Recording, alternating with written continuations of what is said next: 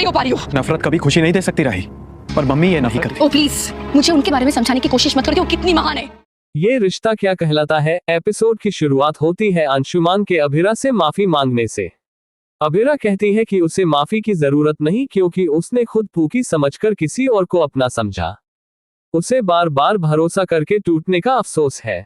वह सोचती है कि अच्छा हुआ अरमान को नकली पूकी का पता नहीं चला और पूकी की तलाश छोड़ने का फैसला करती है। खुद को बुरी माँ कहती है, लेकिन मायरा उसे गले लगाकर समझाती है कि असली पूकी से वो जरूर मिलेगी। इधर कावेरी सोचती है कि अगर उसने अरमान को सच बोलने से न रोका होता तो आज ये हालात नहीं बनते। उधर संजय अबीर को बुलाकर चारू को कॉल करने को कहता है। अबीरा दादू से कहती है कि मायरा को अंदर ले जाएं। अरमान को होश आता है और वह कहता है कि वह पहले ही पूकी का सच बता चुका है, लेकिन गीतांजलि उसे भ्रम बताकर रोकती है। वह अबीरा से मिलने का फैसला करता है। संजय दोबारा चारू को कॉल करने को कहता है। अबीर कहता है कि चारू बात नहीं कर सकती, जिस पर संजय गुस्सा हो जाता है। तभी कियारा सबको चौंका देती है, चारू अब इस दुनिया में नहीं रही। अंशुमान कावेरी को संभालता है और मनीषा स्तब्ध रह जाती है। अबीर बताता है कि चारू को कैंसर था और वह क्रिश की शादी बर्बाद नहीं करना चाहती थी, इसलिए अपनी बीमारी छुपाई।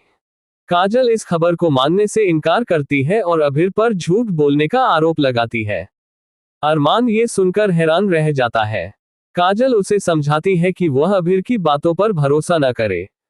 मनीषा अबीर पर चारू को नजरअंदाज करने का आरोप लगाती है और उसे नफरत करने का अफसोस होता है।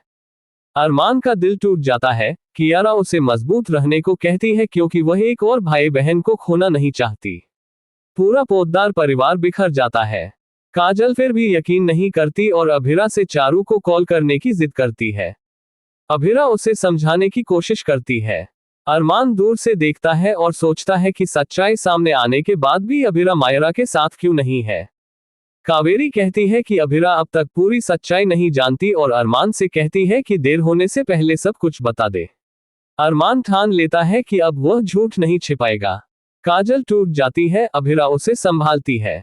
अरमान झिझक रहा होता है, लेकिन कावेरी उसे कहती है कि इससे पहले कि अंशुमान सच बता दे, उसे कुछ करना होगा।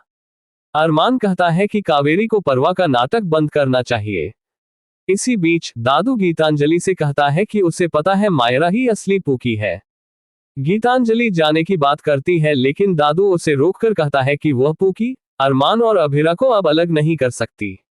एपिसोड का अंत अरमान के इस फैसले पर होता है कि वह अभिरा को सच्चाई बता देगा, लेकिन कावेरी सोचती है कि अब शायद बहुत देर हो चुकी है।